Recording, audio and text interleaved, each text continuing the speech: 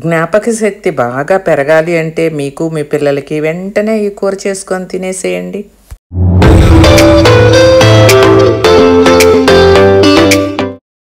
Hello అండి, welcome to my channel Padma Pulivarthi vlogs. ఈరోజు ఒక మంచి వంటతోటి మీ ముందుకు వచ్చానండి. ఇది ప్రతి ఒక్కరికి ఇష్టమైన వంటకం అండి. ఇది ఎలా చేస్తాము, పెద్దోళ్ల కాలం నాటి చేపల పులుసుని ఎలా చేస్తాము అనేది అమోఘమైన రుచితోటి చాలా సింపుల్గా కొత్తగా పెళ్ళైన పిల్లలు కూడా చేసుకునే విధంగా పెద్దోళ్ల కాలం నాటి చేపల పులుసుని నేను మీకు ఇప్పుడు చేసి చూపిస్తానండి. వీడియో చూడబోయే ముందు ఛానల్ని సబ్స్క్రైబ్ చేసుకొని వీడియో చూస్తూ ఒక్క లైక్ కొట్టండి. మీ సపోర్ట్ అనేది నాకు చాలా చాలా అవసరం అండి. చేపలు చూశారు కదా, మొయ్య చేపలు అంటారండి, ఇక్కడ మాకు దొరుకుతాయి. ఈ చిన్న చేపలు ఎంతో అమోఘమైన రుచిని మనకిస్తాయి. పెద్ద చేపల రుచి పెద్ద చేపలదండి, చిన్న చేపల రుచి ఇంకా అమోఘంగా ఉంటుందన్నమాట. వీటిని మొయ్యి చేపలు అంటారు. నేను తీసుకున్నాను కదా, ఒక 20 చేపలను తీసుకున్నానండి. అందులోకి ఒక పెద్ద ఉల్లిపాయ, చిన్న ఉల్లిపాయని తీసుకొని మనం కట్ చేసుకొని శుభ్రంగా కడుక్కున్న తర్వాత మనం కచ్చపచ్చగా, మీకు రోలు కనుకుంటే రోల్లో దంపుకోండి, చిన్న ముక్కలుగా కట్ చేయకుండా. లేదు అంటే మిక్సీలో జస్ట్ కచ్చపచ్చగా మీరు అనుకుంటే సరిపోతుందండి. చూస్తున్నారు కదా, ఆ ఉల్లి పొట్టు మొత్తం గులాబీ మొక్కలకు వేసుకోవచ్చని నేను అలా కవర్లో పెట్టి ఎండలో పడేస్తే ఎండుతుందండి. లేదంటే అలానే మీరు గులాబీ మొక్కల్లో వేసుకోవచ్చు. ఉల్లిపాయ ముక్కల్ని చూడండి ఎలా కట్ చేస్తున్నాను. నేను ఎలా కట్ చేస్తున్నాను అలానే కట్ చేసుకొని మిక్సీలో జస్ట్ ఒక రౌండ్ వేసుకుందాం. చూడండి, ఒక్క రౌండ్ వేసాను కదా, ఇలా కచ్చబచ్చగా వేసుకొని ఒక ప్లేట్లో కానీ బౌల్లో కానీ వేసి ఉంచుకోండి ఆ ఉల్లిపాయని. ఇప్పుడు అదే పద్ధతిలో ఒక్క టమోటాని తీసుకుంటున్నాను. ఎందుకంటే మనం చిన్న చిన్న చేపలు ఒక 15 నుంచి 20 చేపలే కాబట్టి మనం తీసుకుంది ఒక్క టమోటా అయితే సరిపోతుందండి. టమోటా వద్దు, మాకు ఇష్టం ఉండదు అనుకునేవాళ్ళు టమోటాని స్కిప్ చేసేసుకోవచ్చు. టమోటా ప్లేస్లో ఒక చిన్న మామిడికాయని తీసుకొని 4 మామిడికాయ ముక్కలు కూడా వేసుకోవచ్చండి. పుల్ల మామిడికాయలు, అలా కూడా చేపల పులుసు చాలా బాగుంటుందని మీకు తెలుసు కదా. ఆ టమోటాలో వెనకాల ఉండే వేస్ట్ని తీసి పడేసామండి. ఎందుకంటే అది ఉడకదు, ఆరోగ్యానికి మంచిది కూడా కాదు. కాబట్టి టమోటా పేస్ట్ను కూడా అదే ప్లేట్లో ఒక పక్కన పెట్టి ఉంచేసుకొని ఇప్పుడు స్టవ్ వెలిగించి ఒక ప్యాన్ని పెట్టుకుందాము. మనం చేపల కూరకి కావలసిన ఐటమ్స్ని మనం రెడీ చేసుకున్నాం కదా. చేపల పులుసు అనొచ్చు, చేపల కూర అనొచ్చు అండి. 2 పేర్లు మనం అంటాం కదా. పాన్లో నూనె ఒక 2 గంటలు వేసాము. ఆ నూనె బాగా కాగిన తర్వాత కరివేపాకు వేసానండి. ఇష్టం లేని వాళ్ళు స్కిప్ చేసుకోవచ్చు. కరివేపాకును కూడా నాకు చాలా ఇష్టం కాబట్టి నేను కరివేపాకు వేసిన తర్వాత ఆ ఉల్లిపాయ ముద్దను వేసాను. బాగా అది ఫ్రై అవ్వాలి, గోల్డ్ కలర్ వచ్చేలాగా ఆ ఉల్లిపాయని మనం వేయించుకోవాలి. లేదు అంటే పచ్చిగా ఉంటే ఉల్లిపాయ వాసన వస్తుంది. గోల్డ్ కలర్గా వేగిన తర్వాత మనం ఆ టమాటా పేస్ట్ని కూడా మనం వేసుకోవాలండి. కచ్చపచ్చగా టమాటా కూడా ముక్కలు చేసుకున్నాం కదా, మరి మెత్తగా పేస్ట్లా చేసుకోలేదు. అలా ముక్కలుగానే టమోటా కూడా మీకు రోలు కనుక ఉంటే రోట్లో దంపుకొని కనుక కచ్చపచ్చగా వేసుకుంటే ఉల్లిపాయలని టమోటాలను కూడా ఆ టేస్ట్ వేరుగా ఉంటుందండి. చూడండి, ఇప్పుడు టమోటా కూడా వేగిపోయింది కదా. ఈ చేపల పులుసు అనేది అమ్మమ్మల కాలం నాటిదండి. వెనకటి పద్ధతిలో ఈ చేపల కూరని ఎలా చేస్తారో నేను మీకు చూపిస్తున్నాను. ఒక 1/2 స్పూను పసుపుని వేస్తున్నాను. మనం ఒక 15 నుంచి 20 చేపలే కాబట్టి మనం తీసుకుంది చిన్న చేపలు. పెద్ద స్పూన్ తోటి 1 స్పూను కారం వేసాను. అలానే సాల్ట్ అండి, మేము ఈ పింక్ సాల్ట్ వాడతాము. ఆ సాల్ట్ కూడా 3/4 స్పూన్ వేసానండి. నేను తీసుకున్న చేపలకి ఈ కొలతలు అయితే సరిపోతాయి. నేను ఉరమరిగ్గా వేస్తున్నానండి. నేను వేసే ఈ కొలతలు నేను చేసే ఆ సైజు చేపలకి కరెక్ట్గా సరిపోతాయండి. మీరు గుర్తుపెట్టుకొని ఇదే కొలతతో ఇలానే చేపల కూర చేసుకొని తిన్నారు అంటే అమోఘంగా ఉంటుందండి. మీరు మర్చిపోలేని విధమైన రుచితో ఉంటుంది చేపల పులుసు అనేది. ఈ చేపల పులుసుకి చింతపండు అనేది చూసారు కదా, నిమ్మకాయ అంత చింతపండు వేసి బాగా నానబెట్టానండి. కొంచెం పాతగా ఉండే చింతపండు అండి, తాజాగానే ఉంది కానీ కొంచెం కలర్ చేంజ్ అయింది అంతే. ఇప్పటికిప్పుడే షాప్లో తెచ్చిన చింతపండు అయితే కాదు, ఒక 15 డేస్ అలా అయింది. నిమ్మకాయ అంత చింతపండుని బాగా నానబెట్టి ఉంచానండి ఒక 1 అవర్. అది నానిన తర్వాత మనం పులుసు తీసుకొని ఇలా ప్యాన్లో కారం అన్నీ వేసిన తర్వాత అవన్నీ బాగా కలిసిన తర్వాత పులుసుని వేశాను. ఇది వెనకట కాలం చేపల కూర అండి. మళ్ళీ మళ్ళీ కూడా చెప్తున్నాను, ఇది చాలా బాగుంటుంది. ఇప్పట్లాగా మసాలాలు అవి ఇవి అన్నీ వేసుకొని కంపు కొట్టుకుంటూ తినిన దగ్గర నుంచి గ్యాస్ వస్తూ కడుపులో అలా బేవుమంటూ అలాంటి కూర కాదండి. ఆరోగ్యమైనటువంటి చేపల కూర ఇది. చూసారు కదండి, పులుసు అనేది ఒక 1/2 లీటరు వాటర్ తోటి నేను ఆ పులుసుని అందులో వేశాను. ఆ పులుసు ఒక్కసారి అలా మరిగించుకుందాము. చూడండి, మరిగింది కదండి.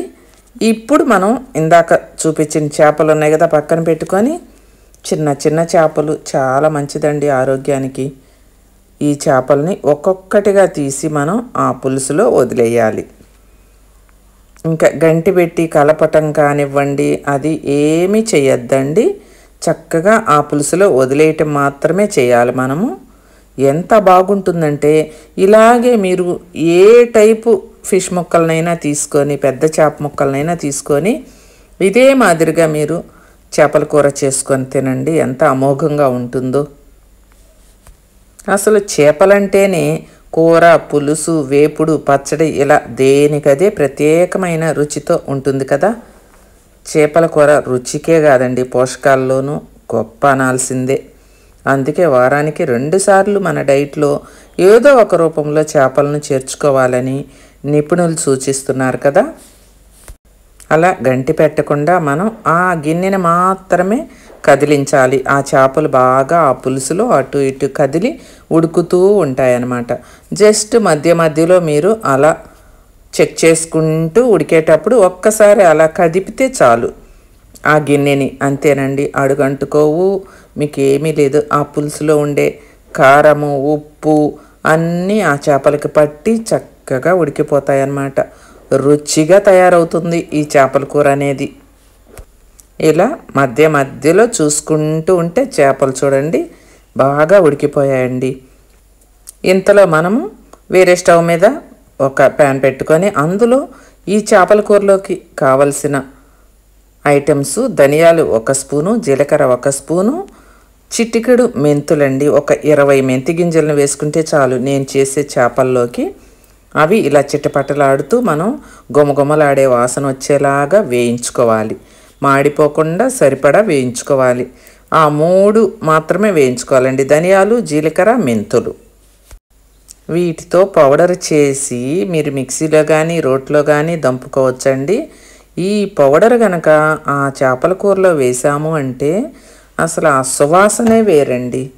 ముక్కులు అసలు పీల్చటానికి కూడా మన ముక్కులకి ఊపిరి అందనంత కమ్మనైన వాసనతో ఉంటుందన్నమాట. ఈ పౌడర్ అనేది మనం చేపల కూరలో వేసినందువల్లే ఆ చేపల కూరకి అంత రుచి అనేది వస్తుందండి. చూడండి, ఇలా మెత్తగా నలిగిన తర్వాత వెల్లుల్లి రేఖల్ని ఒక 4-5 సరిపోతాయండి. నాకు వెల్లుల్లిపాయలు బాగా తినే అలవాటు ఉంది, అందుకే ఒక 7-8 వేసుకున్నాను నేను.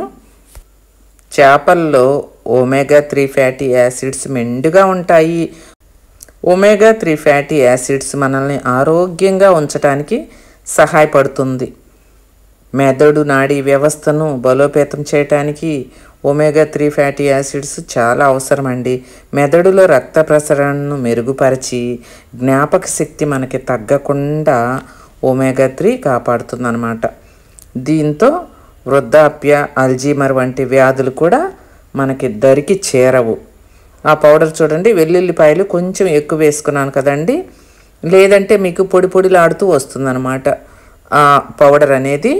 నేను కొంచెం ఎక్కువ వేసాను కాబట్టి జస్ట్ కొంచెం ముద్దగా వచ్చింది, అయినా కానీ కమ్మని సువాసన వస్తుందండి. వెల్లుల్లి ఎక్కువైనా ఏం కాదు. చూడండి, పులుసు అనేది ఒక 20 నిమిషాలు పట్టిందండి. మీడియంలో పెట్టి ఉడికించాను. చేపలన్నీ కూడా బాగా ఉడికి గట్టిగా అయిపోయాయి కదా. జస్ట్ ఇక మనం దించుతామన్నమాట. కూర రెడీ అయిపోయింది. ఇక 5 నిమిషాల ముందండి సిమ్లో పెట్టేసుకొని మనం ఇక దించేస్తాం ఈ చేపల కూర అనుకున్నప్పుడు ఈ పౌడర్ని జల్లుకోవాలన్నమాట. చూస్తున్నారు కదా, ఈ పౌడర్ వేస్తే ఆ కూరకే అంత రుచి వస్తుందండి. చాలామంది వంటలు చేసి చూపించండి మేడం అని అంటున్నారు. ఈరోజు సండే కాబట్టి సండే స్పెషల్గా నేను మీకు ఈ చేపల కూరని చేసి చూపిస్తున్నానండి. చేపల పులుసుని చూడండి ఆ పౌడర్ వేసాం. మనం ఏమీ వేయలేదు కదా, చింతపండు పులుసు, ఒక్క టమోటా, 2 చిన్న ఉల్లిపాయలు. చిక్కగా వచ్చేసింది చూడండి పులుసు అనేది. చేప అనేది కూడా చక్కగా గట్టిగా అయిపోయి, ఈ పులుసు అనేది వేడివేడి అన్నంలో తింటుంటే స్వర్గం కనిపిస్తుందండి. అంత మంచి కమ్మనైన రుచితోటి అన్ని పక్కా కొలతలతోటి ఉరామరగ్గా నేను వేశానండి. నాకెప్పుడు కొలతలు అలవాటు ఉండదు, నేను అలా ఉజ్జాయింపుగానే అన్నీ వేస్తానండి. చూడండి ఆఖరిగా దించబోయే ముందు కొత్తిమీరని వేసుకోవచ్చండి. ఇంకా అమోఘమైన రుచి అనేది వస్తుంది. ఈ చేపల పులుసు చూస్తుంటే ఎంతమందికి మీలో వెంటనే వండుకొని తినాలి అని అనిపిస్తుంది అనేది నాకు కామెంట్లో తెలియచేయండి. నేను బాగా చేశానా చేపల పులుసు లేదా అనేది కూడా నాకు కామెంట్లో తెలియచేయండి. చూశారు కదండి, చేపల పులుసు చల్లారిన తర్వాత అన్నంలో తింటేనే చాలా బాగుంటుంది. ఈ సైజు చేపలతో చేసిన చేపల పులుసు ఎలా ఉందో చూశారు కదా. ఈ వీడియో మీకు నచ్చినట్లయితే లైక్ చేయండి, షేర్ చేయండి మీ ఫ్రెండ్స్ అందరికీ. మరీ అడుగుతున్నాను, ఈ చేపల పులుసు అనేది నేను బాగా చేశానా లేదా అనేది మీరు కామెంట్లో తెలియచేయండి నాకు. ఈ వీడియో నచ్చినట్లయితే తప్పకుండా మీ సపోర్ట్ అనేది నాకు కావాలండి. ఒక్క లైక్ కొట్టి channel subscribe. Hi friends, Padma's hair oil అంటే తెలియని వాళ్ళే లేరు కదండి. పద్మాస్ ప్రోడక్ట్స్ నుంచి ప్రతి ఒక్కరూ తీసుకొని యూజ్ చేసుకుంటున్నారు కదా. ఈ హెయిర్ ఆయిల్ అనేది మీకు జుట్టు తెల్లబడకుండా చేస్తుంది, ఒత్తుగా పెరిగేలా చేస్తుంది, ఊడిపోకుండా చేస్తుంది. ఊడిన జుట్టు వెంటనే 1 వీక్లోనే వచ్చేలాగా చేస్తుంది.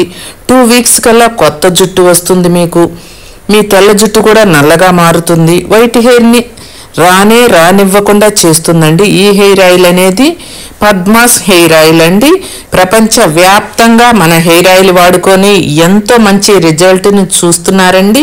అందరు కూడాను, డాక్టర్స్ కూడా మన హెయిర్ ఆయిలే వాడుతున్నారండి. అంత బాగా పనిచేస్తున్న ఈ పద్మాస్ హెయిర్ ఆయిల్ని పద్మాస్ ప్రోడక్ట్స్ నుంచి మీరు తీసుకొని వాడి చూడాల్సిందేనండి. మీ జుట్టుని కాపాడుకోవాల్సిందేనండి. మీ జుట్టు ఊడిపోకుండా ఉండాలి అంటే పద్మాస్ హెయిర్ ఆయిల్ వాడాల్సిందేనండి.